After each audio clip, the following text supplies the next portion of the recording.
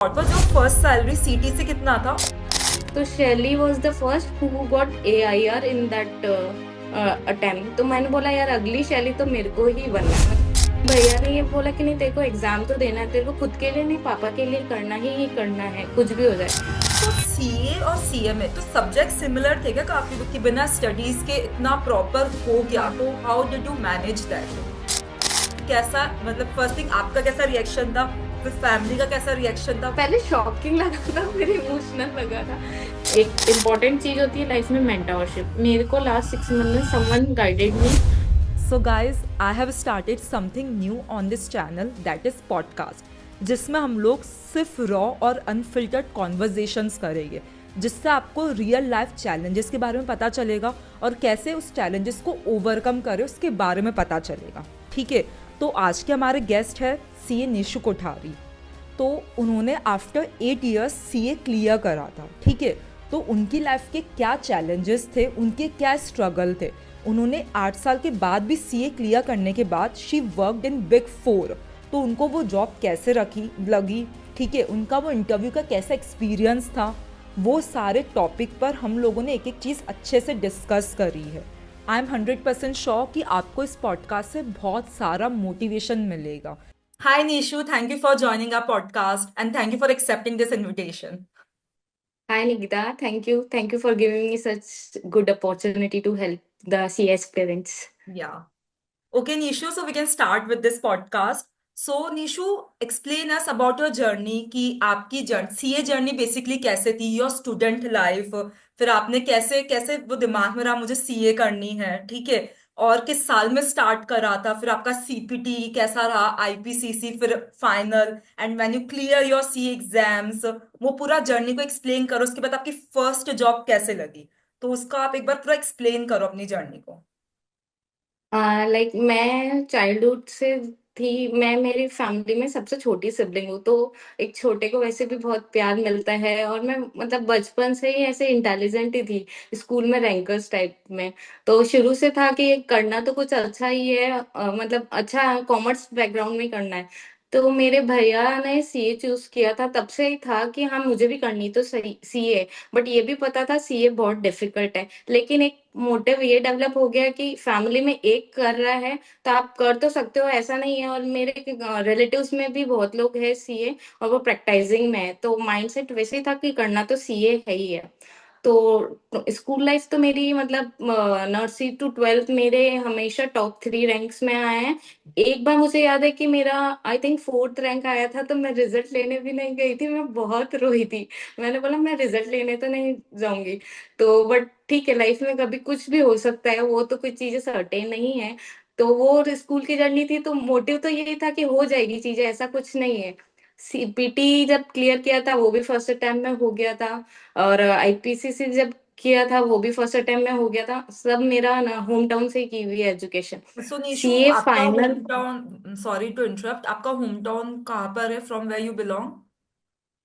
सो basically Beawar Rajasthan से I M belonging. तो मेरा नर्सरी टू ट्वेल्थ और ये सीए सब मैंने मेरे होम टाउन से ही किया। अच्छा। तो सीए फाइनल्स के लिए जब था तो मेरे भैया एग्जाम दे रहे थे, तो उसने मुझे पहले ही बोला था देख परसेंटेज जो तेरे स्कूल में आए वो ऑब्वियसली फाइनल्स में नहीं आते। 5% 3% रिजल्ट होता था जब वो दे रहा था। तो उसने बोला कि रिजल्ट इज लाइक, तो उससे तू खुद को निशु, ये डिमोटिवेट कौन मत से करना। साल की बात है? लाइक, कैन यू ये प्लीज एक्सप्लेन द ईयर कि आपने सीपीटी कौन से साल में दिया था, ताकि वो ऑडियंस के लिए सही रहेगा। मैंने 2012 में वो सीपीटी दिया था, वो फर्स्ट ठीक है। अटेम्प्ट में क्लियर हो गया था मेरा। और मैं बेसिकली इकोनॉमिक्स बैकग्राउंड से नहीं थी कि 11th और 12th में लोगों को क्या इकोनॉमिक्स भी होते हैं, तो मेरे को वो भी डर था मैं सीपीटी फर्स्ट अटेम्प्ट में नहीं क्लियर हो पाऊंगी बिकॉज ऑफ इकोनॉमिक्स सब्जेक्ट। तो मैंने इवन 2 कोचिंग्स भी की थी उसकी, इकोनॉमिक्स की। मुझे था कि नहीं 2 महीने में होगा नहीं होगा, क्योंकि हमारे जो एक टीचर थे उनसे किया था। बट चीजें थी कि जिनको ऑलरेडी बेसिक्स क्लियर है उनके लिए वो फ्रूटफुल था, बट मेरे लिए नहीं था, मुझे बेसिक्स भी नहीं आते थे। तो उस हिसाब से मैंने 2 बार की थी इकोनॉमिक्स की, and then CPT was cleared in first attempt. IPCC उसके बाद किया था, वो भी फर्स्ट अटेम्प्ट से हो गया था, तो वो निशु, हमारे फिजिकल। आईपीसीसी बोथ ग्रुप एक साथ दिए थे या कैसे करा था आपने? हाँ, आईपीसीसी मेरे बोथ ग्रुप एक साथ दिए थे, ओके। तो वो क्लियर हो वो गए थे क्लियर मेरे। हो गए थे फर्स्ट और टाइम तो हाँ, बेसिकली आपका फर्स्ट अटेम्प्ट में। 2013 में आपका आईपीसीसी क्लियर हो गया था। हाँ और वो भी आपने मेरा। ब्यावर से ही करा था आपके होम टाउन से। हाँ ओके। हाँ, तो उस समय कोई सैटेलाइट क्लासेस भी नहीं चलती थी कि पेन ड्राइव ले लो, सब राइट। हमने मतलब ट्रेनिंग सेंटर पे जाके ही हमारे सर वगैरह से ली थी। तो दोनों ग्रुप आईपीसीसी के उस समय क्लियर हो गए थे। फिर सीए फाइनल आर्टिकलशिप वगैरह चल रही थी। तो तो निशु उसके होल्ड ऑन, आर्टिकलशिप कहाँ से करी थी आपने? मैंने भिलवाड़ा से की थी। बेसिकली मैं रजिस्टर्ड वहां पे थी, बट मतलब शुरू से वो पढ़ने का था ना कि फर्स्ट अटेम्प्ट में क्लियर होना है। तो रजिस्टर्ड में भिलवाड़ा थी, बट तो आपने प्रैक्टिस ब्यावर मैंने से ब्यावर प्रैक्टिस में। कर ली, हाँ हाँ, हाँ अंडरस्टूड। मतलब वैसे ब्यावर से की थी। हाँ हाँ। और फिर आर्टिकलशिप के साथ वो पढ़ाई वगैरह तो चल ही रही थी फाइनल्स की। तो ये था कि फर्स्ट अटेम्प्ट में क्रैक करना ही है आईपीसीसी। 2015 आई रिमेम्बर, शैली चौधरी, शैली करके कोई तो भी थी। शी टुक सेकेंड अटेम्प्ट, मतलब फर्स्ट अटेम्प्ट में तो वो पास नहीं थी, मुझे ध्यान है आईडीटी की मेरी कोचिंग्स चल रही थी। तो शैली was the first who got AIR in that attempt. तो मैंने बोला यार अगली शैली तो मेरे को ही बनना है, मतलब उस समय ये माइंडसेट हो गया था क्लास में कि अगली शैली तो मेरे को ही बनना है, रैंकिंग लानी है। But due to some unfortunate things, like life में कुछ भी हो सकता है। तो मेरा जब फर्स्ट अटेम्प्ट था तो मेरे पापा की तबीयत खराब हो गई थी जनवरी, आई थिंक 2016, हाँ जनवरी 2016 जो था। तो उस समय मेरी डीडी वगैरह की अभी कोचिंग चल ही रही थी। तो due to that situation he passed on January. तो फिर वो थोड़ा इमोशनली ब्रेकडाउन वगैरह सब हो गया। तो मैंने, मेरे को ये था कि नहीं मुझे नहीं एग्जाम्स वगैरह देने हैं करके मैं पूरा डिमोरलाइज हो गई थी। And due to the situation लगता था ये, क्योंकि वो अनएक्सपेक्टेड चीजें होती है आपके सब लाइफ में। तो मेरा फर्स्ट अटेम्प्ट जब था मैंने नहीं पढ़ी थी, लेकिन माय ब्रदर फोर्स मी कि एग्जाम तो तेरे को देना है, तू बिना पढ़ के दे, कैसे भी दे, एक बार अपीयरेंस होना है, because he knows importance of appearance also. एक बार आप डिस्कनेक्ट हो गए पर्टिकुलर किसी कोर्स से, तो it will difficult to catch up that course again it. तो ही पुश्ड मी कि एग्जाम तेरे को देना है, तू भले बिना पढ़ के एग्जाम खाली छोड़ के आ जाना। तो वो सब देना ही है, तो दिया मैंने। नहीं हुआ मैं मेरा क्लियर। तो ऐसे मेरे को अटेम्प्ट लगते गए, क्योंकि मैं कभी एक ग्रुप पे निशु स्विच होल्ड करी। ऑन होल्ड ऑन, तो बेसिकली तुम्हारा फर्स्ट अटेम्प्ट था मई 2016 में, है ना? राइट। अच्छा, बट और तुमने ऑब्वियसली मतलब बिना पढ़े ही दिया होगा बिकॉज ऑफ द अनसर्टेन हाँ events and all, but still ये बहुत करेज की बात है that you still appeared, because खुद को संभालना उस टाइम पे वही बहुत टफ हो जाता है। वो भी एग्जैक्टली। जैन में जब अपन एकदम पीक में होते हैं अपने स्टडीज के, मतलब। तो हाँ थोड़ा उसके मतलब वो। बारे में इफ यू आर कंफर्टेबल थोड़ा और बात कर सकते हैं अपन इस बारे में, अगर इफ यू आर कंफर्टेबल। हाँ इट्स ओके। हाँ तो मतलब निशु जैसे जैन में ऑब्वियसली हमारा एग्जाम रहता है मई में, तो इट्स जस्ट 4 to 5 months का गैप, ठीक है। तो उस टाइम पे ये इवेंट हुआ। तो तुम मतलब हाउ वाज द माइंडसेट, मतलब क्योंकि फ्रैंकली अगर मैं ऑब्वियसली मैं इमेजिन नहीं कर सकती बिकॉज, बट स्टिल अगर मैं सोच भी रही हूँ तो बहुत ही स्ट्रॉन्ग माइंडसेट चाहिए कि ऐसा एक इवेंट हो रहा है उसके बाद तुम विद इन 5 months तुम एग्जाम में अपेयर भी कर पा रहे हो, वो भी सीए जैसी, वो भी फाइनल एग्जाम में। तो वो एग्जाम में अपेयर करने के लिए बहुत स्ट्रॉन्ग माइंडसेट चाहिए। तो Nishu, how did you build that mindset? मतलब पापा, मेरे पापा का शुरू से ही था कि बच्चे इंडिपेंडेंट बड़े, पढ़ लिख के इंटेलिजेंट बने। तो एक ड्रीम तो था ही, क्योंकि सीए तो बनना ही है। वो उस चीज को भले पापा आज नहीं है, मैं मतलब मेंटली तो ऐसा हो गया कि मुझसे तो नहीं हो पाएगा, मतलब I can't bear that shock. वो एकदम शॉकिंग ही था मेरी लाइफ में। मैंने ना कभी ऐसा सोचा था कि ऐसा कुछ हो जाएगा। बट इट वाज, कुछ चीजें होती है जो अपने हाथ में भी नहीं होती है, भगवान के आगे अपन भी कुछ नहीं बोल सकते। तो वो था कि भैया ने ये बोला कि नहीं तेरे को एग्जाम तो देना है, तेरे को खुद के लिए नहीं पापा के लिए करना ही करना है, कुछ भी हो जाए। तो वो एक मेरे लिए स्ट्रॉन्ग माइंडसेट था कि मैं पढ़ूंगी नहीं पढ़ूंगी, बट देना है मेरे को, मेरा जितना मतलब आई वॉन्ट मैं टू मेरी मेक माई तरफ से फादर बेस्ट कर फील प्राउड, मतलब प्राउड। बेसिकली उनके लिए हाँ करना है। हाँ, तो उस हिसाब से मैंने बोला ठीक है, पढ़ाई होगी तो ठीक है, नहीं होगी जितना होगा मुझसे मैं मेरा बेस्ट करूंगी और दे दूंगी। मेंटली तो चीजें अंदर स्ट्रगल एक इंसान अलग लेवल पे कर ही रहा था, लेकिन खुद को स्ट्रांग बनाने के लिए कि हाँ जाना तो है ही है, वो मैंने दिया। बट मुझे पता था नहीं होगा क्लियर, नहीं हुआ क्लियर, और मेरे को टाइम लगे। एंड देन आई डिमोरलाइज की मुझसे नहीं हो पाएगा आगे, मेरे को तो छोड़नी है, आई डिसाइडेड कि मुझे छोड़नी तो ही निशु है। किस साल में, मतलब ऑब्वियसली यार कि जैसे अटेम्प्ट्स लगे, तो जैसे आप बोल रहे हो किस साल में यू डिसाइडेड कि नहीं हो पा रहा, मतलब ऐसा कौन सा ईयर था वो, एक बार स्पेसिफाई कर सकते हो ताकि। मेरे को शायद आई थिंक थर्ड या फोर्थ 2017 में मेरे को ऐसे लगा मुझसे नहीं हो पाएगा। मैंने एक साल दिया, हाँ हाँ, लेकिन मुझे अंडरस्टूड। लगा नहीं, ग्रुप चेंज करने से बार बार कुछ नहीं होगा, चीजें चेंज करने से कुछ नहीं होगा, अनटिल आप मेंटली स्ट्रांग नहीं हो जाओ कि नहीं, किसी भी कॉस्ट में आपको अपियर होना है। तो मुझे फिर सेल्फ डाउट भी होने लगे यार, जो इंसान स्कूल तक इतना टॉप करता था, मतलब एक बार लाइफ में केवल फोर्थ रैंक आया है, सीए फाइनल में पहुंच गया है, सब इंटर और सीपीटी सब एक बार में क्लियर कर लिया है, लेकिन फाइनल्स में सिचुएशन ऐसी थी, तब वो माइंड उतना वो नहीं हो पा रहा है ना पढ़ने में फोकस, लेकिन फिर भी था कि हाँ, अपने को खुद के लिए नहीं, पापा के लिए तो करना ही करना है। खुद का बाद में पहले वो सोच के करोगे तो शायद अंदर से उतना आप बिल्डअप हो जाओगे कि नहीं करना है। तो फिर मुझे लगा कि यार शायद CA is not in my fate. तो मैंने बोला नहीं, मुझे दूसरा कोर्स भी करना है, भी करना है, आई डिसाइडेड अंडरस्टूड, तो कि मैं ये बेसिकली तुमने वो छोड़ूंगी तो सेकंड नहीं। ऑप्शन एक रखा कि चूज कर लिया। हाँ, चूज कर लिया, okay, and what was that तो मैंने option? CMA okay. CMA start कर दिया था। जो इंटर क्वालिफाइड होते हैं CPT and the CA course के, उनको इंटर डायरेक्ट देना पड़ता है, फाउंडेशन देने की जरूरत नहीं पड़ती। I just okay. Appear CMA inter के लिए। और मतलब यू कांट बिलीव, मेरे सीए फाइनल्स के पेपर थे और 20 डेज बाद मेरा सीएमए का इंटर का एग्जाम्स थे। आई don't no even the subjects about, but my brother told कि तू कर लेगी, तू सीए कर रही है ना, तू कर लेगी, तू चिंता मत कर, तू बस मैं ये बता रहा हूँ ये पढ़ती रहे। तो उसने बस वैसे ही गाइडेंस दिया, because of his guidance only I pursue this course. तो उसने मुझे बोला कि तू ये पढ़, ऐसे पढ़, एंड 15-20 डेज में मैंने दे दिया और मेरे दोनों ग्रुप क्लियर हो गए। That wow. वॉज वेरी तो निशु, गुड थिंग। एंड हाँ, that was a very good thing. तो निशु एक क्वेश्चन है, तो सीए और सीएमए तो सब्जेक्ट सिमिलर थे क्या काफी, बिकॉज तुम बोल रहे हो कि बिना स्टडीज के इतना प्रॉपर हो गया, हाँ, तो how did you manage that? देखो practical subject are mostly same only, costing, tax, indirect tax, तो उसमें और एफआर वगैरह, तो उसमें ऐसा सा चैलेंज नहीं। Theoretically it is little quite different, लेकिन थ्योरी में if you know about little things तो you can manage the papers, as such problem नहीं अंडरस्टूड। पड़ी थी मेरे को। अंडरस्टूड, अपन ये तो बोल सकते हैं कि prac- 50-60% तो ऑलमोस्ट सेम ही रहता है, हाँ, राइट? हाँ, हाँ, देन हाँ, इट्स जो गुड ना। सीए कर रहे हाँ हो हाँ, जो उसके हिसाब सीए कर से रहे हो तो उनके लिए। ओके, गॉट इट, ठीक है।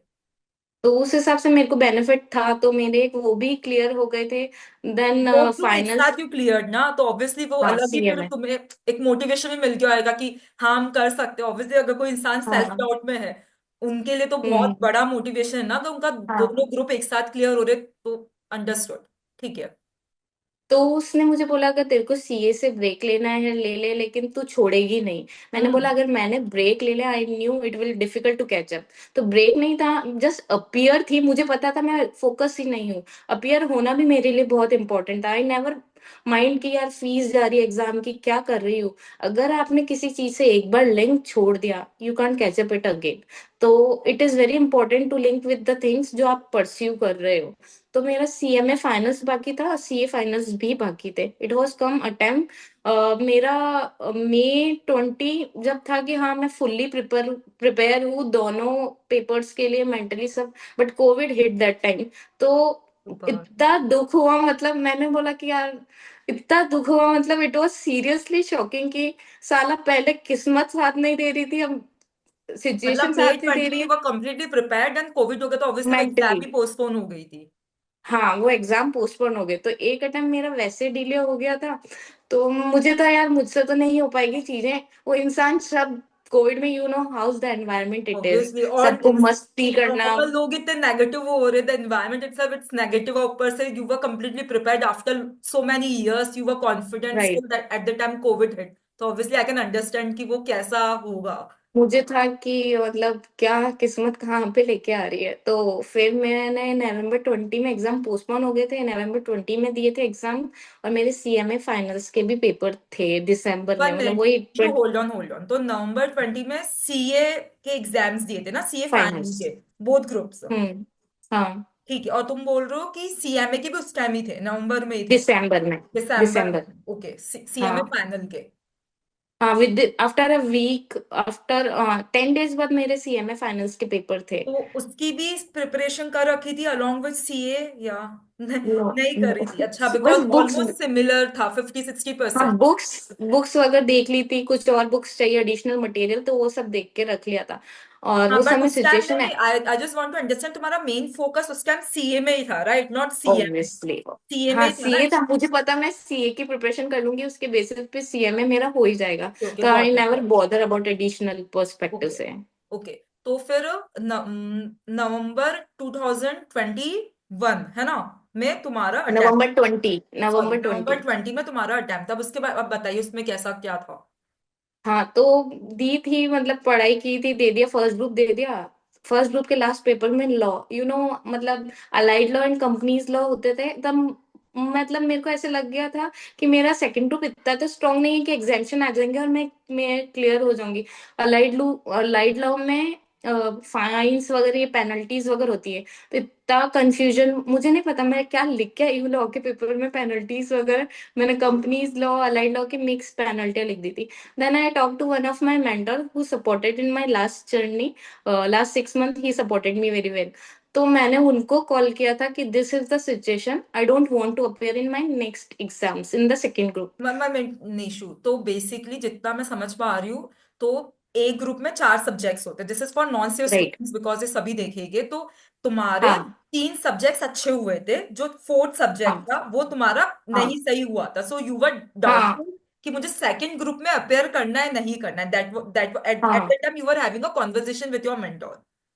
राइट। बस तो तुम्हारा वो फोर्थ पेपर खराब हो गया था, and obviously you were doubtful कि ये मैं कैसे करूंगी second group. Okay okay, understood. तो मुझे फिर मैंने उनको कॉल किया था, उन्होंने मुझे बोला था कि see, you already prepared for the second group whatever at extent. अगर तुम नहीं दोगे तो भी फेल हो, तुम अगर अपियर हो जाओगे तो it may have a chance of probability you may clear. तो एक पेपर के बेसिस पे सेकंड ग्रुप क्यों गिव अप करना है तुमको, मतलब दिस इज द वर्ड। और अगर मैं उस दिन नहीं बात करती, मैं डेफिनेटली मेरे डिसीजन पे मैं आगे नहीं देती थी। पहले मैंने घर पे मेरे भैया को बोला कि ऐसा ऐसा सिचुएशन हो गया, मेरे को नहीं देना second group. Nothing paper is like कि मैं उसमें एग्जाम्शन लाके कवर अप हो जाएगा मेरा फर्स्ट ग्रुप से कंपनसेट, ऐसा नहीं था। तो मैंने उनसे बात की and he told these words. तो दैट हिट मी कि हाँ, नहीं देंगे तो भी फेल है, और देंगे अपन तो it will also probable to clear my group. So this is the way that I appeared in my both groups. और फिर वो मेरा जब रिजल्ट आया था, ऑब्वियसली दोनों क्लियर हो ही गए थे। और दिसंबर में मतलब मेरे सीएमए फाइनल्स दिए थे तब। इट वाज फर्स्ट अटेम्प्ट जहाँ कंप्यूटराइजेशन एग्जाम देने थे। हम लोग शुरू से पेन और पेपर पे वो देते हैं, तो नहीं हैबिट होता है, तो वो एक डर था कि यार कैसे होगा, क्या होगा। बट द थिंग इज कि वो भी हो गया। मेरा एक ग्रुप पहले मई, इट वाज, हाँ, मई 20 में मेरा सीएमए फाइनल्स के पेपर लगे थे, तब वो क्लियर हो गया था। एक ग्रुप जब बचा था सीएमए फाइनल का, वो नवंबर, सॉरी, दिसंबर 20 में फर्स्ट अटेम्प्ट ही था जब कंप्यूटराइजेशन हुआ था, तब वो क्लियर हुआ था मेरा। तो वो भी डर था कैसे होगा 10 दिन में प्रिपरेशन वगैरह। But by the God grace all things got clear in, मतलब मेरा सीएमए फाइनल और सीए फाइनल दोनों एक ही अटेम्प्ट में क्लियर हुए हैं बोले वाओ, तो। मतलब 2021 तुम्हारे लिए एक बहुत अच्छा साल था। मतलब you cleared CA seriously. And you cleared CMA as well. कि आपकी फैमिली का कैसा रिएक्शन था जब आपने वो शीट देखी थी, जब उसमें पास लिखा होता है स्पेसिफिकली सीए? बिकॉज सीएमए तो something, it's a second option for you, ठीक है? तो स्पेसिफिकली मैं राइट। सीए की ही बात करूंगी कि जब वो आपका रिजल्ट आया, जैन में आया होगा, राइट? अगर आपने नवंबर में अटेम्प्ट दिया होगा तो, है ना? फेब्रुवरी। ओके। तो वो उस दिन का अगर आप याद करते हो, अगर आपको चीजें पता है, तो कैसा, मतलब फर्स्ट थिंग आपका कैसा रिएक्शन था, फिर फैमिली का कैसा रिएक्शन था, वो एक्सप्लेन करो। ऐसा था कि मुझे तो यकीन था कि होगा तो नहीं, बट मतलब उसमें जब देखा मैं इतनी शॉक, पहले शॉकिंग लगा था फिर इमोशनल लगा था कि फाइनली मतलब कुछ लाइफ में ऐसा जो सेल्फ डाउट था ना, वो एक वॉश आउट हो गया था कि ये केवल गलत सोच थी मेरी कि नहीं हो पाएगा। कर तो सकते हैं, मैं मतलब इतनी खुश थी, इतनी खुश थी। हाँ, 2 अटेम्प्ट जरूर लगे थे मेरे को, लेकिन फाइनली एक चीज का चैप्टर क्लोज हो गया। सबसे ज्यादा खुशी ये थी कि अब और सीए नहीं पढ़ना मेरे को।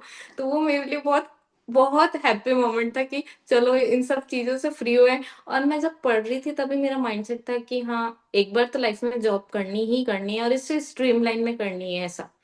तो वो सब फिर चल रहा था कि चलो एक चैप्टर क्लोज है, दूसरा वो उसकी प्रिपरेशन करनी है, कैसे क्या होगा, क्योंकि आर्टिकलशिप बिग फोर से नहीं थी मेरी। तो वो चैलेंज भी बहुत था। तो बट समहाउ फिर नेटवर्किंग, फ्रेंड सर्कल्स वैसा वो एक्सप्लोर किया था, तो उसका तो वैसा किया। नीशू, जैसे आपके आर्टिकलशिप बिग फोर से भी नहीं थी, प्लस आपके जैसे सीए भी लाइक मल्टीपल अटेम्प्ट्स है, तो लोगों के ना काफी मिसकंसेप्शन आते हैं, इसमें पास काफी डीएम्स आते हैं बच्चों के। वो मुझसे पूछते हैं कि हमारे मल्टीपल अटेम्प्ट्स हो गए तो हमें, हम अभी सीए करें या छोड़ दें, क्योंकि फिर जॉब का भी रहता है कि हमें अच्छी कंपनी में जॉब मिलेगी, स्पेसिफिकली बिग फोर में मिलेगी क्या। तो व्हाट डू यू थिंक हम्म। कि आप, जिस सेंस आपका मल्टीपल अटेम्प्ट्स थे, प्लस इंटर्नशिप भी अच्छी नहीं थी, आर्टिकलशिप भी ब्यावर से ही थी, हम्म। तो कैसे वो जॉब लगी? ठीक है, क्या आपको क्या लगता है, what what was the thing that worked for you? ठीक है, तो वो मुझे बताइए फिर। और जो ये लोग सोचते हैं उनके बारे में आप क्या बोलना चाहोगे, since you have faced it ना and you are now working in big four, तो वो थोड़ा एक्सप्लेन करिए। तो इट इज मिथ ओनली कि जो नॉन बिग फोर्स हैं उनका बिग फोर में नहीं लग सकता है, ये जो स्मॉल जगह से वर्क किया हुआ है या आर्टिकलशिप किया हुआ है कि वो बिग फोर में नहीं पहुंच। Big four always have vacancy. सबसे इम्पोर्टेंट चीज है कि आपको टेक्निकल चीजें पता होनी चाहिए। उससे भी फॉरमोस्ट इम्पोर्टेंट है या कॉन्फिडेंस। ठीक है। और आपका अगर किसी से रेफरेंस या रेफरल के थ्रू कराओगे तो वो भी एक मतलब आइसिंग ऑन द केक वाली चीज है।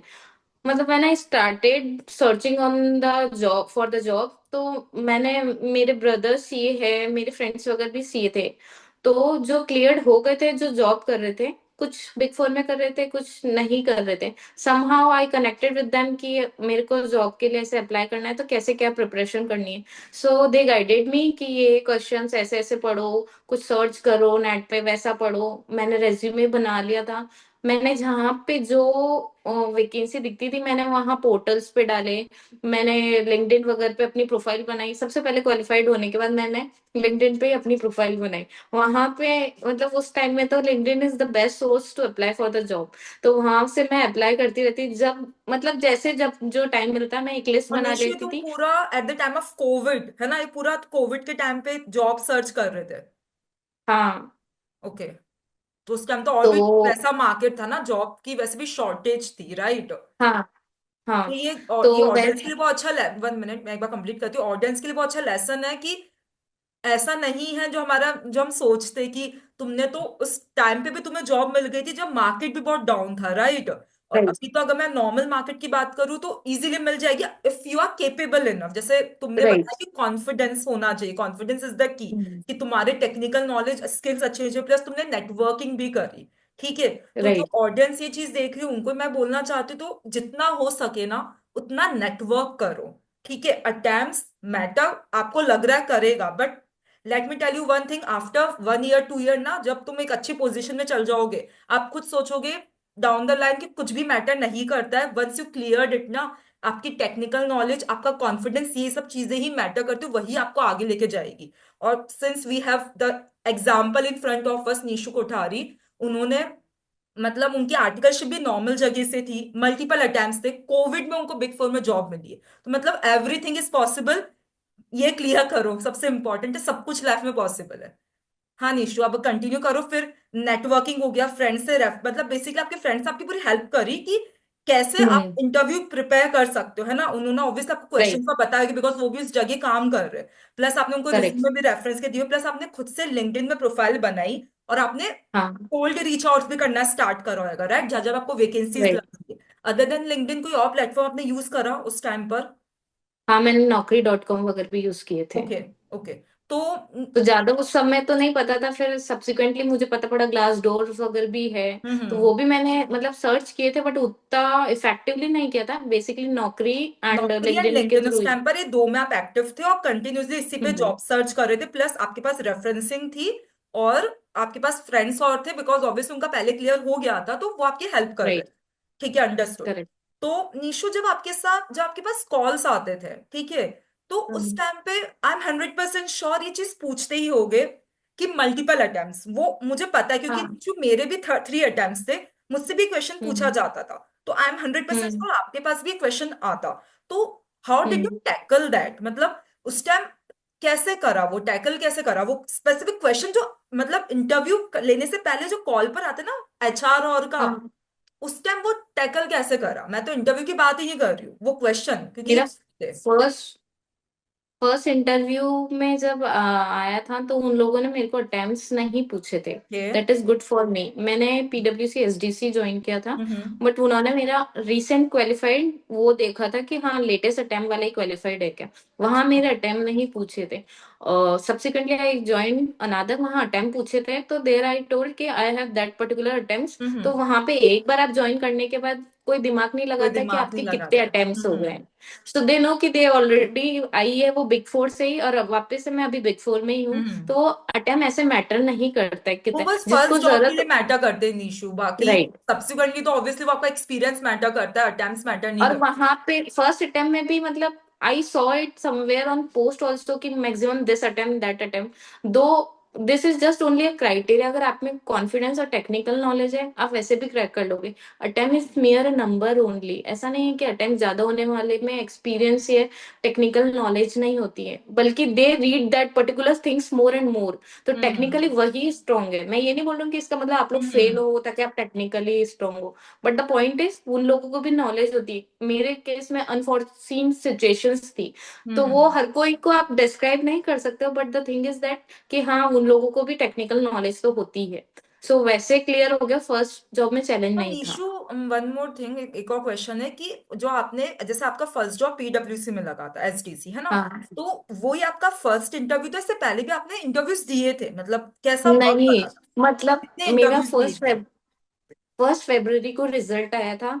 7 को मैंने रेज्यूमे बनाया था, और उसके बाद 10 को मैंने अप्लाई, मतलब 10 को आई थिंक, हाँ 10 को मैंने अप्लाई कर दिया था। और 12 को मेरे को कॉल भी आ गया था उन लोगों से। आई वॉज सो सरप्राइज कि इतना कोई का फर्स्ट कैसे हो सकता है, आई डोंट नो इट।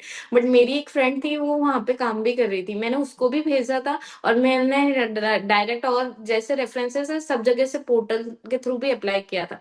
तो मेरे को 16 को कॉल आ गया था कि आपका मतलब 16 को आपका इंटरव्यू है। थोड़ा बहुत प्रिपरेशन था तो हाँ 2-3 दिन मिल गए, मैंने प्रिपेयर कर लिया, अपीयर्ड हो गई। मेरे 2 राउंड हुए थे बेसिकली। एक उनका इंडक्शन काइंड ऑफ होता है वो जनरिक था, और दूसरा टेक्निकल नॉलेज के था। तो रिजल्ट मेरा 22 फरवरी या 25 का है कि आपको अप्रैल से ज्वाइनिंग है। पर still that was very quick, because normally, very quick. हाँ नॉर्मली कॉल आना, फिर इंटरव्यू स्केड्यूल होना, फिर रिजल्ट आना, it's a normal minimum 1 to 2 month process ये जो, और तुम्हारा तो हम्म। सब कुछ ही 1 month में डन एंड डस्टेड। हाँ मतलब अच्छा ही था वो एक्सपीरियंस, एक अच्छा ही था। मुझे नहीं पता कि बिग फोर में काम कैसे होता है क्या होता है, तो वो एक अलग थॉट प्रोसेस तो चल ही रहा था बैक ऑफ द माइंड, कैसे क्या होगा, अपन वहां सरवाइव कर पाएंगे। लेकिन it is was nothing like that. आप एक बार पॉजिटिवली अगर सोच के करोगे तो चीजें हो जाती है।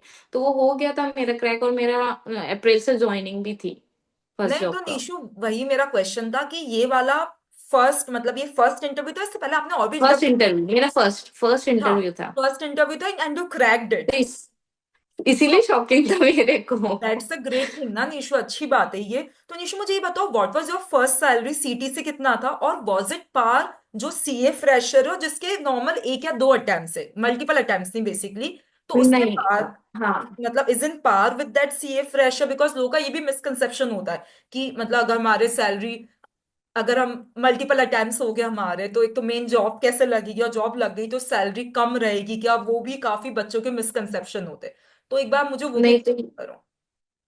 ये मिथ ही है कि अगर मल्टीपल अटेम्प्ट वाले हैं तो उनकी सैलरी कम होगी या फ्रेशर वालों की ज्यादा होगी फर्स्ट अटेम्प्ट। ऐसा नहीं है, सबकी सेम ही होती है। मेरी 8,50,000 थी फर्स्ट जॉब की सैलरी उस समय जब मैंने ज्वाइनिंग किया था। और दूसरा ये रहता है कि आप मतलब कैसे अपियर हो रहे हो, मतलब networking is important, confidence is important, and technical knowledge, ये 3 चीजें हैं तो इंटरव्यू कैसे भी क्रैक हो जाएगा। तो वो कोई चैलेंज नहीं कि मल्टीपल अटेम्प्ट है तो ये चीजें आपके लिए बैरियर है कि आप नहीं क्लियर कर सकते, ऐसा कुछ नहीं है। ये 3 चीजें यू कैन क्रैक।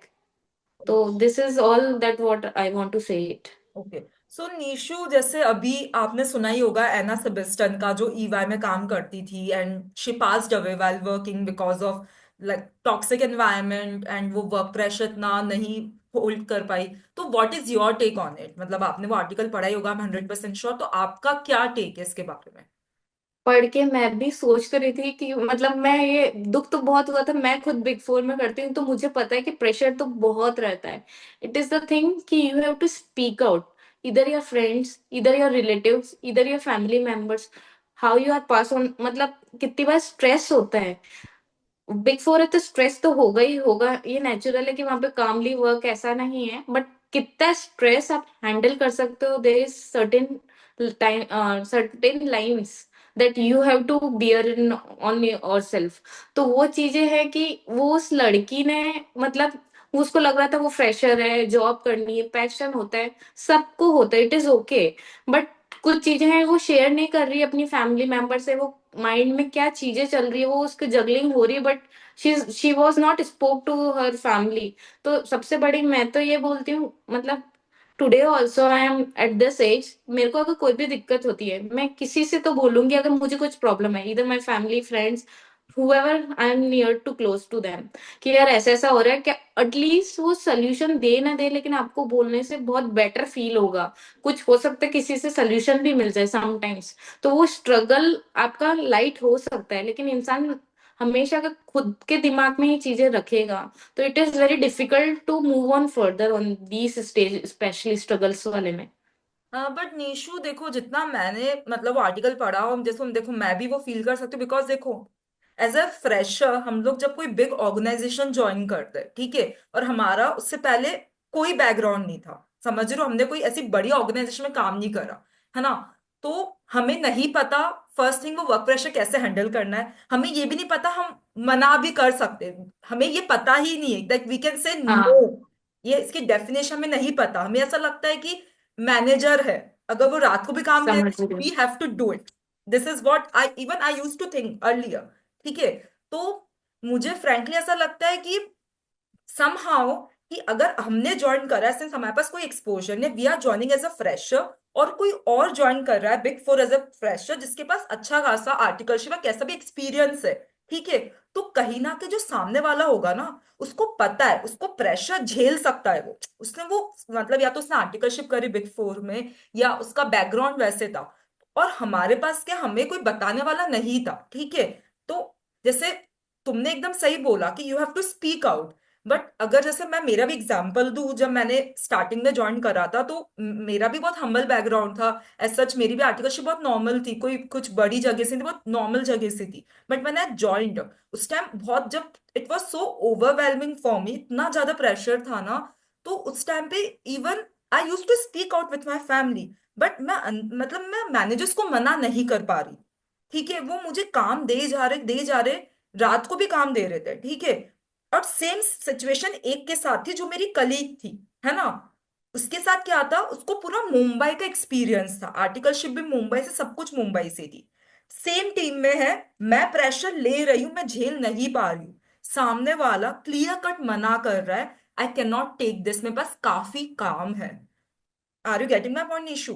तो द थिंग इज दैट हमें प्रेशर झेलना नहीं आ रहा है, सामने वाला सेम सिचुएशन में उसको प्रेशर झेलना आ रहा है, तो कहीं ना कहीं इशू मुझे ऐसा भी लग रहा है, बिकॉज मैंने खुद में फेस करा है, कि कहीं ना कहीं हमें वो सिखाने वाला ही कोई नहीं मिला, कि तुम्हें प्रेशर झेल, मतलब प्रेशर तो देखो सब में ही होता है, it's just that right. Capabilities होनी चाहिए उस प्रेशर को झेल कैसे सके, बिकॉज मेरे करेक्ट। सामने एग्जाम्पल से सब चीजें, कलीग थी वो, मतलब ऐसा नहीं काम नहीं करते थे, बट उनको पता है किस कब तक, मतलब व्हेन टू से स्टॉप, हमें कब रुकना, कब मना करना है, I use to take a lot of, मैंने ये भी पर्सनली मेरे खुद का भी ऑब्जर्व करी, कि जो जितना काम करेगा ना उससे उतना काम करवाएगे, तुम आपने करेक्ट। एक्सपीरियंस करा ही होगा, कि अगर आप अच्छे, ऑब्वियसली अपन रिसोर्स बोलते बिग फोर में, we are a resource right, हम लोग रिसोर्स है, तो अगर आप अच्छे रिसोर्स हो तो आपसे वो बैक टू बैक काम करवाएगी, तो व्हाट इज योर टेक, मतलब जैसे मैंने भी अपना बताया, आपका क्या पॉइंट ऑफ व्यू से, आप भी अभी बिग फोर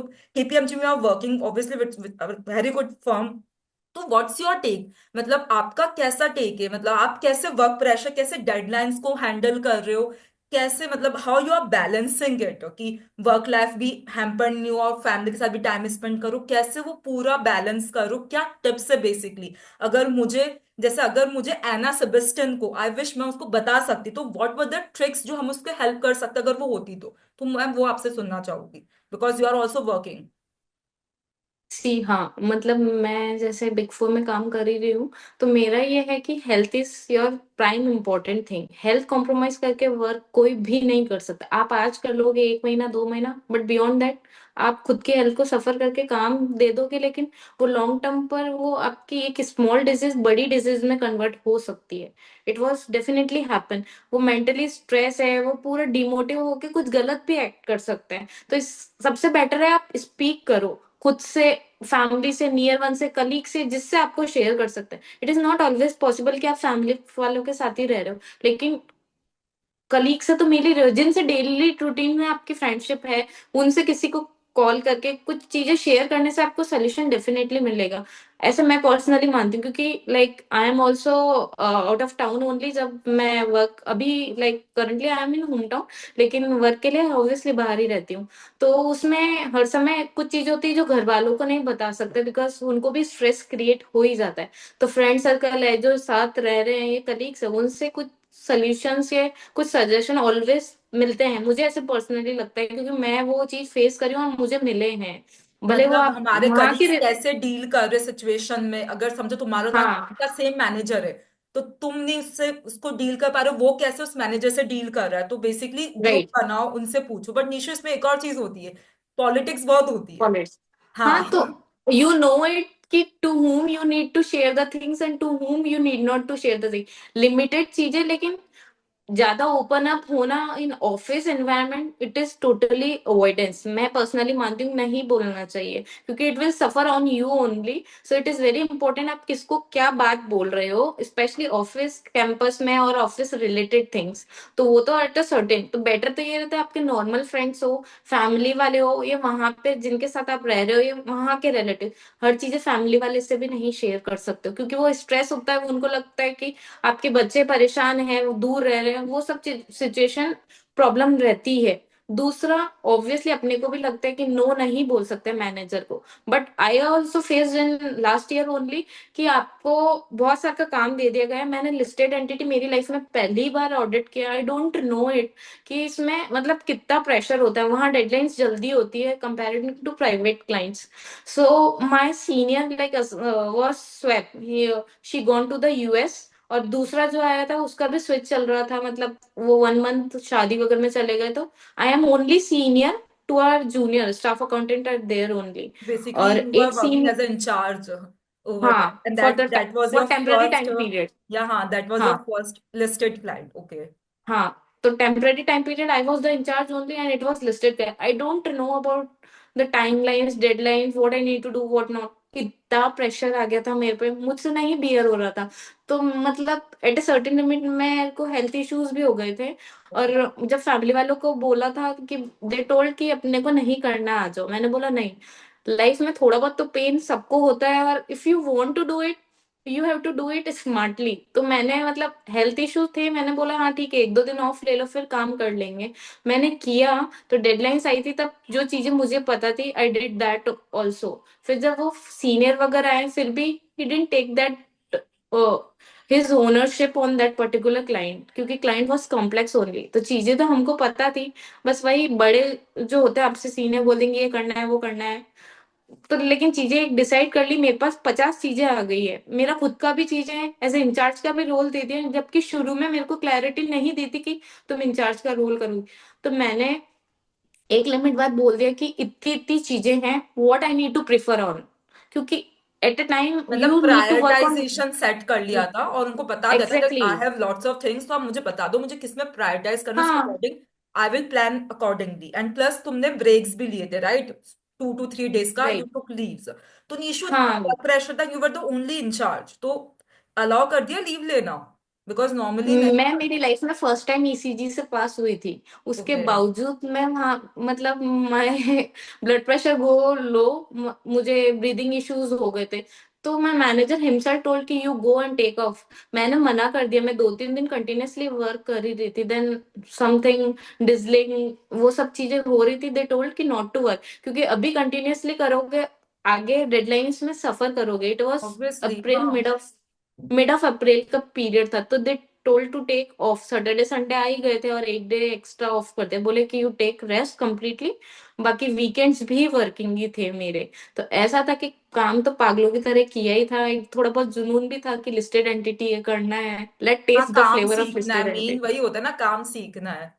हाँ, but prioritisation also important. And then मेरा फिर था कि नेक्स्ट प्रोजेक्ट था प्राइवेट क्लाइंट, उसमें मैं अकेली इंचार्ज, वो भी मेरा फर्स्ट ही एक्सपीरियंस था सब, लेकिन थोड़ा बहुत एक्सपीरियंस मेरे को लिस्टेड क्लाइंट से तो आ ही गया था। देन आई डिसाइडेड कि handle of the team is, I understood, क्योंकि एक महीने में काफी चीजें समझ में आ गई थी कि किस चीज को प्रायोरिटाइज करना है, कहाँ पे किसको फॉलो अप करना है, नहीं करना है। दो मैं एग्जीक्यूशन वर्क में भी थी, तो वो उतना हेक्टिक नहीं था लिस्टेड के कंपैरेटिव में, बट बहुत कुछ लर्निंग भी थी। तो इट वाज गुड एक्सपीरियंस। वहां पे मेरे को पेनफुल रहा था, उसके चक्कर में मेरा next client is good comparatively, ऐसा बेनिफिट रहा। तो पेन से थोड़ा बहुत सीखने को तो मिला तो है। निशु, जितना मैं समझ पाई हूँ, मतलब how did you handle this work life balance, basically you prioritise your health, जैसे तुमने ब्रेक भी लिया था। हम्म। बहुत जैसे अगर बहुत लोग होते हैं जो अपनी हेल्थ को प्रायोरिटाइज नहीं, वो सोचते हैं कि यार ठीक है, हो जाएगा नॉर्मल, हम काम करते, but is important to hmm. Take a break and to focus on your health, इधर it is physical right. Health और मेंटल हेल्थ, दोनों ही आजकल इम्पोर्टेंट। इवन मेंटल हेल्थ तो ज्यादा इंपॉर्टेंट होगी बिकॉज वो दिखती नहीं, बट स्टिल बहुत अंदर ही अंदर वी आर ड्रेन्ड। तो करेक्ट। सबसे इंपॉर्टेंट है ब्रेक लो। फिर है कि क्लियर कट सेट कर दो एक्सपेक्टेशन विथ योर मैनेजर कि यार this is what I have in my list, tell me कि मुझे क्या क्या प्रायोरिटाइज करना है, because correct. Obviously I can not prioritise 10 things, right? मुझे एक दो तीन, इससे ज्यादा मैं नहीं प्रायोरिटाइज कर पाती ना। फिर निशु, अगर रिसोर्स क्रंच रहता है, मेरे पास रिसोर्सेज नहीं है, तो मिलते रिसोर्सेज या खुद को ही पूरा काम करना पड़ता है अगर रिसोर्स। नहीं, इट इज दैट मेरे वाले केस में रिसोर्स क्रंच था ही लिस्टेड वाले में, मैं वही तो बोल रही हूँ। जो मेरे सीनियर थे वो स्विच हो गए, नहीं थे, मैं इंचार्ज थी, फिर वो आए, उन्होंने अपनी ओनरशिप नहीं ली थी। नहीं तो और निशु, मेरे पैर रिसोर्स क्रंच था तो didn't you ask for new resource बोला फॉर द मुझे, एडिशनल, बट नहीं मिला? नहीं मिला। तो जितने दैट इज थे द जैसे इशू थे ना, be that batch. Is the issue. जब उनको दिख रहा बिग है फोर पूरा always listed have that entity. Issue, हाँ, इसीलिए बिग फोर में वेकेंसी ऑलवेज रहती है। मैं पर्सनली ऑब्जर्व करके मैंने बहुत जगह देखा है, रिसोर्स इश्यूज भी रहते हैं और इसलिए ऑलवेज वैकेंसी एट्रिशन रेट्स भी निकलती हाई रहती है। रहती है, लोग छोड़ के चल जाते हैं ना, एट्रिशन बिग वाई। जिस कंपनी वर्क में प्रेशर। पूरे टाइम वेकेंसीज रहती है, उसके मेन रीजन ही वही है, एट्रिशन रेट की बहुत ज्यादा करेक्ट। हाई रहती है।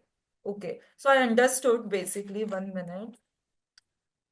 सो निशु, अभी हम लोगों ने ऑलमोस्ट मतलब वी डिस्कस्ड एवरीथिंग कि आपकी जर्नी क्या है, बिग फोर का एक्सपीरियंस, और about the big four culture, about your interview. मुझे एक मेन ये चीज बताओ कि सिंस काफी टाइम से सीए ट्राई कर रहे थे और आफ्टर लाइक 8 इयर्स वो फाइनली क्लियर हो गया, तो what was the exact strategies जो आपको लगता है कि वो चेंज करी है आपने, जिसके कारण वो एग्जाम क्लियर हुई है, सीए भी क्लियर हो गया, और उसी टाइम सीएमए भी वो भी फर्स्ट अटेम्प्ट में क्लियर हो गया था?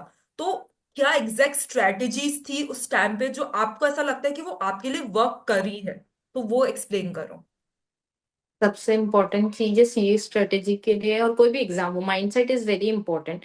एक बार जैसे होता है कि मल्टीपल अटेम्प्ट्स के बाद भी इंसान हार जाता है कि नहीं अपने को नहीं करना है, बट स्टिल अगर आप में है कि कोई भी सिचुएशन रही लेकिन मेरे को करना है, if you have that mindset तो कोई भी नहीं रोक सकता है। So that from scarcity to growth mindset you have to make up your mind accordingly कि अपने को वैसा करना ही है। तो फर्स्ट इम्पोर्टेंट मेरा ये था कि माइंडसेट मेरे को करना है। मैंने अपने को खुद को सब चीजों से डिटैच कर लिया था। मतलब मैं पहले ऐसे फैमिली के साथ रहते हैं और मैं जॉइंट फैमिली से हूँ बेसिकली, तो किसी ना किसी का आना जाना चलता रहता है, तो वही सब पढ़ाई से डाइवर्ट होके सब उसमें चलता रहता था। लेकिन मैंने लास्ट 6 मंथ में अपने आप को एक ही रूम में, ये था कि मेरे को पढ़ना है, खाना है, पीना है, सब, मतलब उसके अलावा कोई फोकस नहीं है, दूसरी चीजों से डाइवर्ट नहीं करना है। तो फोकस कर लिया था, खुद को डिटैच कर लिया था, दूसरी चीजों में इन्वॉल्व नहीं करना है। I lock myself in separate room only, कि यहीं पे पढ़ना है, मैं यहीं पे सोना है करके। और कुछ लाइफ में ऑब्वियसली अफर्मेशन वर्क करती है, और मैंने ये सोच ही लिया था लाइफ उस अटेम्प्ट में कि this will be my last attempt to pursue CA, otherwise मैं नहीं करूंगी ये आगे। मतलब इतना डिटर्मिनेशन था कि करना है तो this is Nishu for your last attempt that you have to continue with your CA. वो एक अंदर से एक आग आ गई थी यार, अपने को करना है इसी अटेम्प्ट में, नहीं तो देख छोड़ देगी तू इस सिचुएशन में आके यहाँ पे। तो था कि छोड़ना तो नहीं है, वो अंदर से ऑटो स्पिरिट डेवलप हो गया कि अपने को अब क्लियर करना है। तो उस हिसाब से मैंने सब चीजों से अवॉइडेंस, जो जो मेरे लाइफ में 1% भी डिस्ट्रैक्शन था था, मैंने सब अवॉइड कर दिए थे। इवन माई फोन भी, मतलब obviously phone was useful for me, कहीं पे नोट्स, कहीं पे कुछ वीडियो लेक्चर, तो मैं दूर रखती थी, ऐसा नहीं जस्ट टेबल के पास में लेके बैठ गए, दूर रख दिया, जरूरत ही उतना चला है, बाकी दूर रख दिया। Phone is one of also important factor, कि अपन फोन एक चीज देखते स्क्रॉलिंग में इतना टाइम वेस्ट हो जाता है, you even don't know it. तो जितना फ्रूटफुल है उतना देखो, बाकी दूर रखो। सबसे इम्पोर्टेंट माइंडसेट था। दूसरा, routine is obviously important. I am not night person, मैं अर्ली बर्ड हूँ। मुझे जल्दी सोना पसंद है, कि मतलब जब नींद आई सो गए आपको, एज एन वेन आपको लगा कि रात को पढ़ लो, मैं 2-3 बजे उठ के, नहीं तो 3-3:30 बजे उठ जाती थी, 5-5:30 बजे तक पढ़ती थी, फिर वॉक करने चली जाती थी 1-1.5 घंटा, आने के बाद फिर वही ब्रेकफास्ट वगैरह किया, फिर एक स्मॉल नैप के बाद वापस से पढ़ाई, मेरा ऐसा रूटीन रहता था। मुझे सुबह और मतलब जब शांति रहती है, आई प्रेफर कि एकदम शांति से पढ़ाई हो। दिन भर के सबके उठने के बाद वो सब आवाजें, डिस्टरबेंस, तो मेरा वैसा पढ़ाई नहीं होती, तो मुझे पीस चाहिए था। और सबसे best time I would suggest whoever is studying whatever course it is, morning time is best time rather than night. सबका अपना कंफर्ट होता है, लेकिन मेरे को पर्सनली सुबह का टाइम बहुत अच्छा लगता था पढ़ने का, एकदम मतलब एक स्लीप के बाद जब आप उठते हो तो ऑब्वियसली फ्रेश फील होता ही है उसके अंदर, तो मेरे लिए बेस्ट टाइम था, तो वो मेरा रूटीन चला था बेसिकली। और स्ट्रेटेजी के लिए what I specifically prefer for CA course, मेरा ये था कि अपने को जो मतलब गलतियां की है वो दोहरानी नहीं है। एक अपन सोचते हैं कि हाँ ये गलतियां की, माइंड में चलता रहता है, और मल्टीपल चीजें होती है जो आपको एब्जॉर्ब भी करनी पड़ती है। लाइक कोर्स में क्या है, कुछ अमेंडमेंट्स है, तो केवल माइंड में ही चल रहा है, तो रियलिटी में तो वो मुझे दिख नहीं रही है ना, मेरे बैक ऑफ द माइंड है। तो मैंने एक नोटबुक बना ली थी मिस्टेक्स की, basically this is my mistakes. जब मैं कोई क्वेश्चंस करती थी, या मुझे कुछ स्पेसिफिक इंपॉर्टेंट चीज है, मुझे पता है कि ये एग्जाम के लिए इंपॉर्टेंट है, तो मैं वो नोट डाउन करके रखती थी, कि ये अपने को एग्जाम के दिन देखनी है, गलतियां हैं या कोई इंपॉर्टेंट चीज है। तो मैंने अपने पर्सनल नोट्स बनाए थे, हर सब्जेक्ट के तो नहीं, हाँ कुछ कुछ सब्जेक्ट्स के बनाए थे मैंने, जो मेरे को था कि 1 डे रिवीजन के दिन मेरे को वो देखना है। तो बेसिकली मिस्टेक नोटबुक मैंने मेरे लिए प्रिपेयर की थी स्ट्रेटेजी में। दूसरा, मेरा 1 डे रिवीजन में क्या चीजें हर सब्जेक्ट का निकाला था, कि 1 डे रिवीजन में पढ़ाई तो मैं हर टाइम में, हर इंसान पढ़ता तो है ही, ऐसा नहीं कि बिना पढ़े कर रहा है। व्हाट इम्पोर्टेंट कि आपको लास्ट डे क्या रिवाइज करना है, दैट इज वेरी इंपॉर्टेंट। और कुछ चीजें होती है कि अपन लास्ट डे नहीं देखेंगे, अपियर हो जाएंगे तो भी चलेगा, वो चीजें फिगर आउट करके रखनी पड़ती है, कि this is the topic that I need to revise, this is the topic without I am looking on that, I am appear to be, I am okay to be go to the exams, वो चीजें figure out की थी मैंने। तीसरा ये था कि अपन कुछ नया तो नहीं पढ़ेंगे, कि एग्जाम के एक दिन पहले एकदम आ गया न्यू मिरेकल आपको पढ़ना है, ऐसा पहले पढ़ा ही नहीं है तो आज तो पढ़ना ही नहीं है, कुछ भी नहीं होने वाला और डिमोरलाइज हो जाओगे। तो ये चीजें आपको पता होनी चाहिए कि एग्जाम के ये सब चीजें क्या क्या करना है, क्या नहीं करना है। और एक इम्पॉर्टेंट चीज होती है लाइफ में, मेंटरशिप। मेरे को लास्ट 6 मंथ में समवन गाइडेड मी, सो मतलब मेरा फर्स्ट ग्रुप था वो क्लियर, मत ये था, दोनों ग्रुप की स्टडी तो की है। फर्स्ट ग्रुप का पेपर दे के आई, fourth paper was maths some kind of, मुझे पता था कि एग्जामिशन तो नहीं आएगी, और मैं उन्हीं की गाइडेंस से पढ़ी, मतलब मेरे को जहाँ डाउट्स होते थे उनको कॉल करके मैसेज करके पूछ लेती, because of his guidance only. At the fourth paper मैंने उनको एग्जाम के टाइम में कॉल किया था, कि this is the situation, I am not suppose to go for second group.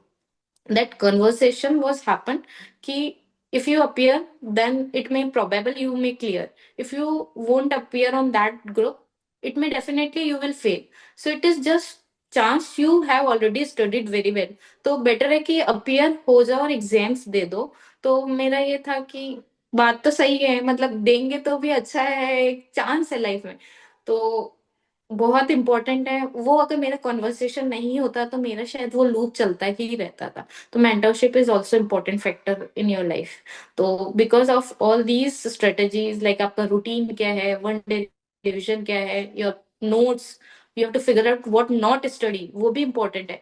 मतलब मेरे हर टाइम में मैं पढ़ती थी, सब कुछ चीजें हो जाती थी, but I am not sure कि एक दिन पहले मैं किसको छोड़ू और किसको पढ़ू। मतलब वो कॉन्फिडेंस लाना कि 1 डे यार मैं नहीं एग्जाम करूंगी, स्ट्रेटेजी बहुत इंपॉर्टेंट होती है, कि हम बहुत लोग, हाँ, बहुत। क्योंकि अगर हमने कोई, समझो कोई इंपॉर्टेंट टॉपिक है, ठीक है, वो हमने रिवाइज नहीं करा है, तो हमारे बैक ऑफ द माइंड वही चलता रहेगा, या हमने तो ये रिवाइज नहीं करा, वही एग्जाम में आ गया क्या, और फिर वही करेक्ट। एग्जाम में आ जाता है। वही, मतलब बहुत अपने आप को करेज करने के लिए ये माइंडसेट क्लियर होना चाहिए, आप क्या पढ़ रहे हो लास्ट दिन और क्या नहीं पढ़ना है। नहीं पढ़ना है तो ऐसा नहीं होना चाहिए मैंने नहीं पढ़ा और एग्जाम में आ गया तो मैं नहीं लिख पाऊंगी। वो होना चाहिए मैंने नहीं पढ़ा बट मुझे आता है, मुझे आता है और मुझे आता है, मैं एग्जाम में कर लूंगी। That you have to build up your self, वो खुद को पता होना चाहिए। ये सब स्ट्रेटेजी फॉलो की थी मैंने मेरे फाइनल्स के लिए। तो these all about my strategies on C finals. So I understood Nishu, so you covered very well की सारी स्ट्रेटेजीज, बिकॉज मैंने भी सब फॉलो करी थी कि वन डे स्ट्रेटेजीज की होती, how mentorship plays an important role in your life. ठीक है। और प्लस यू हैव मेंशन कि माइंडसेट, कि तुमने वो कितना स्ट्रॉन्ग माइंडसेट बना लिया था कि नहीं, this this will be my last attempt. तुमने वो यूनिवर्स को एग्जैक्टली। सिग्नल दे दिया था कि this will be my last attempt, ये नहीं तो कुछ नहीं। एंड तुमने ऐसा नहीं सिर्फ अफर्मेशन करा, तुमने वो क्योंकि ऐसा होता है निशु बहुत बार, हम लोग अफर्मेशन दे करते हैं तो हम लोग इक्विवेलेंट एफर्ट्स नहीं करते। राइट। मैंने बोल दिया कि I will be becoming a billionaire जो भी, बट मैं उसके रिलेटेड कुछ एफर्ट्स ही नहीं करती, तो कैसे बनूंगी। अफर्मेशन हम्म। काम करती जब उसके अगेंस्ट मैं कुछ एफर्ट्स करूंगी, तो तुमने वो एफर्ट्स भी करे, you study day in and day out, तुमने खुद को डिटैच रख लिया। That's why that worked for you. तो ये भी जो स्टूडेंट्स देख रहे हैं उनके लिए बहुत इंपॉर्टेंट है कि affirmation plays an important role, plus आपको इक्विवेलेंट एफर्ट्स भी लेने पड़ेंगे, सिर्फ अफर्मेशन से कुछ नहीं होगा। You have to right. Take that efforts कि ये पूरा करने के लिए मुझे इसके लिए क्या एफर्ट्स है जो आपको प्रेजेंट में लेना है। सिर्फ बोलने से कुछ नहीं होने वाला, ऑब्वियसली माइंडसेट इंपॉर्टेंट है, बट एफर्ट्स भी करने हैं। ठीक है, ये भी आपके लिए इंपॉर्टेंट है। और जो हमने डिस्कस कर ही लिया था कि वन डे का टाइम टेबल बहुत इंपॉर्टेंट होता है, कि एग्जाम से एक दिन पहले क्या पढ़ना है, रिवाइज कैसे करना है, खुद की गलतियों से कैसे सीखना है, ये सारे की पॉइंट्स है जो नीशू ने अपनी जर्नी से सीखा है। She has implemented all the things, उसके कारण उसका क्लियर हो पाया। तो निशु, मेरा बस एक लास्ट क्वेश्चन है कि एनी स्पेसिफिक एडवाइस जो आप सीए एस्पिरेंट को देना चाहोगे हु और are struggling in clearing their exams, कोई ऐसी बात जो आपको लगता है अगर ये होना तो सॉर्टेड है लाइफ, तो वैसा कुछ एक इंपॉर्टेंट पावरफुल मोटिवेशन है कुछ भी जो आप सीए एस्पिरेंट को बोलना चाहोगे। हाँ, तो मैं सी एस्पिरेंट्स को एक एडवाइस देना चाहूंगी कि firstly believe in your self. मतलब अगर आपको खुद पे भरोसा है तो आप सब कुछ कर लोगे। और smart study is very important. Studious होना इंपॉर्टेंट नहीं है, पढ़ाई सभी कर रहे हैं, जो भी कोई भी कोर्स के लिए फाइट कर रहे हैं, everyone is suppose to be study. वो है कि स्मार्ट किस तरीके से कर रहे हो। जितनी जल्दी आपको ये चीजें पता पड़ जाएगी कि आप इस चीज की को कैसे बेटर कर सकते हो, how you can make it better rather than continuously studying, that is very important। like जो strategy भी डिस्कस किया था, तो वो चीजें आपको बहुत हेल्पफुल करेगी। Basically you have to clear कि आपको क्या करना है क्या नहीं करना है। Strategy is very important for appearing in any exam. दूसरा, confidence and believe in yourself. These all 3 point that I would suggest for all any person who appearing for any courses. Any exams, not specific CA, any right. Competitive, हाँ। सभी right. के लिए ये है। सो thank you so much Nishu for joining this podcast.